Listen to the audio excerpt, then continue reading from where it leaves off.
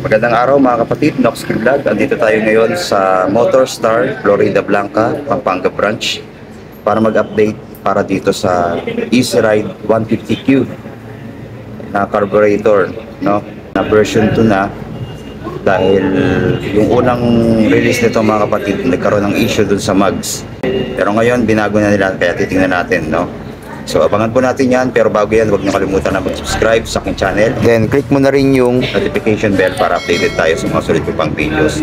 Then patuloy niyo ako i-follow sa aking Facebook page na Nox Vlog. Huwag niyo rin po kalimutan na i-like and i-share yung ating mga videos para marami pang mga kapatid natin ang makaabot ng videong ito. God bless po.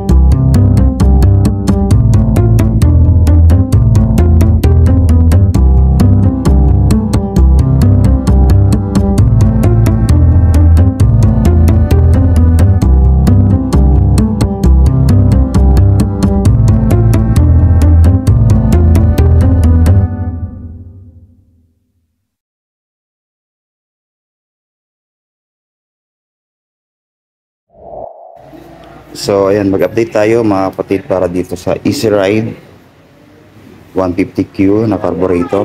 Ayan. Easy Ride 150Q. So ito yung version 2. Halos kasabayan na nito yung FI nito, no?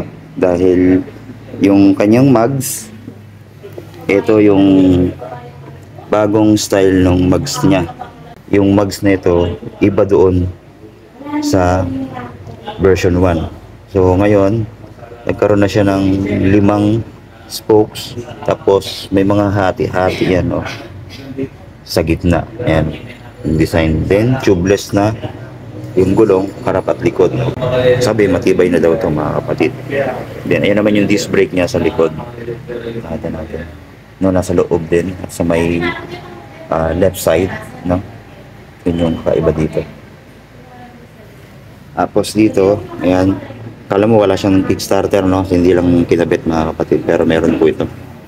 Ayan yung kanyang panggilid. Then yung airbox niya, eto naman. Tapos, matte blue. Meron din naman silang glossy dito. Ayan, ito naman yung glossy nila, no? Itong glossy blue, tsaka glossy black. Ayan, puro carburetor type ng Easy Ride 150Q. So mamaya, aalamin natin yung kanyang presyo. Ayan, dito tayo sa kanyang panel. Ito, yung kanyang panel. Ayan, napakaganda nung digital panel gauge niya. So, meron ditong malinaw speedometer. Digital na yan. Odometer niya, ito. Tapos, meron siyang RPM dito sa gilid. Then yung oras, meron din yan. Tapos, yung fuel gauge dito naman, ito nagbiblink siya dahil wala siyang gasolina, ano. Tapos ito naman yung pindutan niyan, no, selection para sa trip meter or kung iseset ulit natin. Yan. Tapos dito, ito naman yung handle, same pa rin mga kapatid sa previous na. Meron siyang pindutan, so okay din yung pindutan ito. Yan, high and low, turn signal light switch, then busina dito. Tapos yung kanyang ignition, ayan, kakaiba din, ano? Para siyang kilas pero may susi po yan. Ayan. Kasi may ilaw siya dito, no? Kitang-kita kahit sa gabi. Ayan, ito naman yung pindutan sa seat tsaka sa fuel, andito na rin. Ayan naman yung fuel niya dito mga kapatid, no? So tingnan natin kung paano sa seat. Bumukas siya. Ayan. Yun, bumukas siya. No? Kailangan patayin pala. No? Ayan. Yan naman yung compartment. So, malaki na din, mga kapatid. Oh. So, half face na helmet siguro kakasya dito, mga kapatid. Tapos, kagandahan niya, meron siyang built-in na ano na, na spring dito kaya hindi na bumababa yung upuan niya, no? Ayan, no? So magandang features yun, mga kapatid. Tapos meron din siyang helmet hook dito. Ayan, kabilaan, no? Plastic naman to, mga kapatid. Ayan. Tapos sa fuel, tingnan natin. Ayun. Pag pinindot mo, nakapatay, bubukas na siya. Ayan, o. Yan naman yung kanyang fuel cap. Ayan. So, ipalas ko na lang yung kanyang fuel capacity. So, ayan. Buksan ulit natin. Punta tayo dito sa may harap. Ito yung kanyang headlight. Makita natin, ayan, o. Unang bukas, lalabas po o iilaw yung kanyang park light dito. Ayan, napakaangas ng forma, no? Ayan, no? Ito palang maliwanag na, mga kapatid. Tapos, pag binuksan mo pa yung high and low niya, lalo pong mas malakas yan. Kasi may napanood na tayong nag-review nito na talagang kahit sa gabi, mga kapatid, ay napakalakas ng kanyang ilaw, no? Lalo na't LED pa ito. So, hindi malakas sa battery. Ayan yung kanyang design dito, napaka brusko ng dating din. Yan, parang mata. Then meron siyang ilong dito. Yan. At matte black naman yung kulay. Then meron din siyang windscreen. Yan, na kulay glossy black. Yan. Tapos yung ano niya dito, allen bolts na rin. Magandang klase na rin, mga kapatid. Then dito sa fender, ito. Sporty din yung forma. Matte blue din ang kulay. Then disc brake po yung kanyang harapan, pati pala sa likod, ano? Pero mas malaki yung disc brake dito sa harap. Then ito yung kanyang speed sensor, no? Hindi siya ABS. Tapos sa kanyang ano din dito, bolts na rin, mga kapatid, allen bolts na, no? Yung pagkakalagay, no? Parang original na rin, mga kapatid. Then naka single pot caliper dito sa harapan.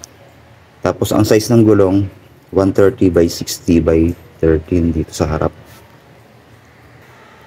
Then sa likod, ganoon din yung size pala, no? 130 by 60 by 13 din, no? Tapos tubeless na nga po. Tapos dito sa taillight, makita natin, yan, LED na. Ang ganda ng ilaw niya dito, mga kapatid, no? Ayan, tapos ito naman yung signal light niyan, no? So pailawin natin signal light. Ayan, no? Yan yung signal light niya, mga kapatid, no? Tapos sa harap,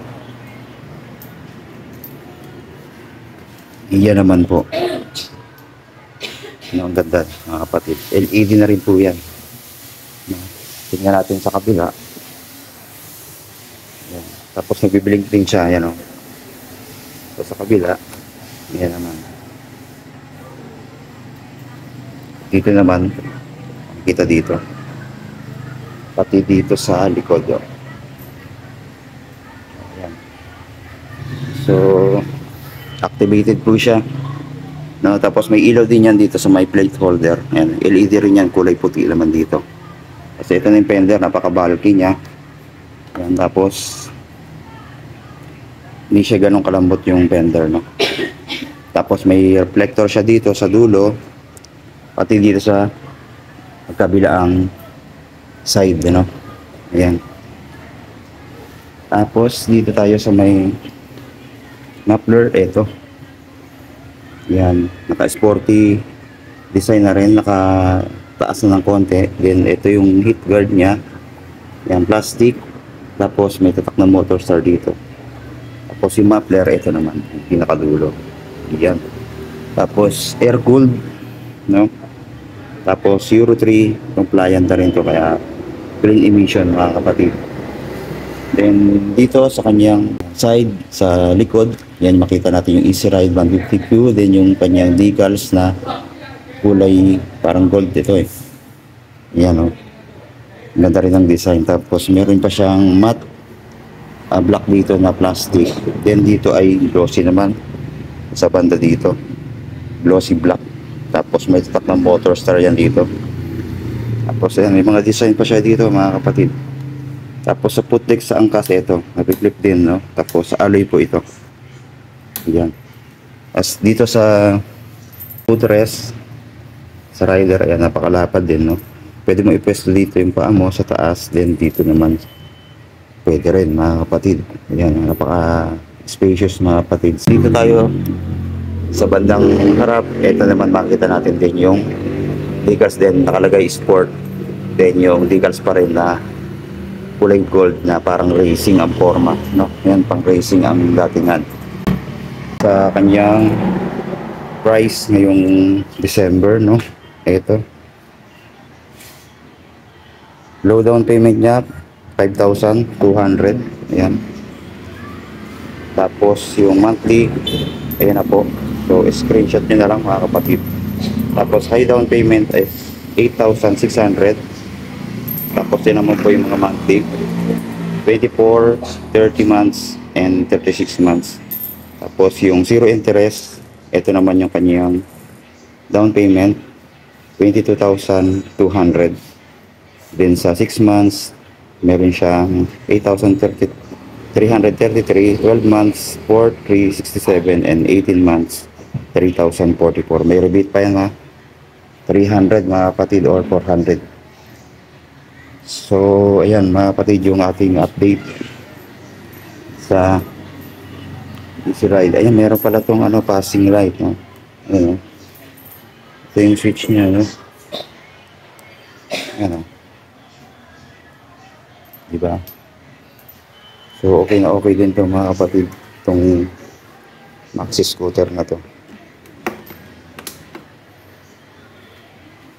So ayan po, mga kapatid, sa mga gustong kumuha, punta na kayo dito sa Motorstar Florida Blanca, Pampanga branch. At andyan sila, ma'am, sir, para mag-assist sa inyo, no? Tapos marami pa rin sila, mga kapatid, na available na units dito, tulad nitong Easy Ride 150N. Ayan, o, 4 na unit nyo nandito. Meron silang glossy black at glossy blue, no? Ayun pa pala, meron pa doon na glossy red na Easy Ride 150N. Ito naman yung kanyang price. Ayan, o. Screenshot nyo na lang, mga kapatid. Tapos meron din ditong Motorstar Explorer 250cc. Ayan yung latest. Ayan, ganda ng kulay. Itong red, tsaka itong green, no? Parang Ducati ang datingan nito. So, sa mga naghahanap nito, meron din sila dito available, no? Yan, tapos Pantra nila, meron din sila dito. Ito naman yung 125 Pantra. Then 125 din pala to. Puro 125, mga kapatid. Tapos iba pang unit, mga kapatid, kagaya nung eto, well 125. Yan, screenshot nyo na lang, mga kapatid. Tsaka itong Nicest 110. Tsaka yung isang maxi scooter na bago, itong Motorstar Easy Ride 150, meron din sila dito. Yan. Ganda ng kulay niya, kulay glossy red. Yan po ating maikling update dito sa Motorstar Florida Blanca, Pampanga branch. So salamat po sa panonood. God bless. Stay safe always.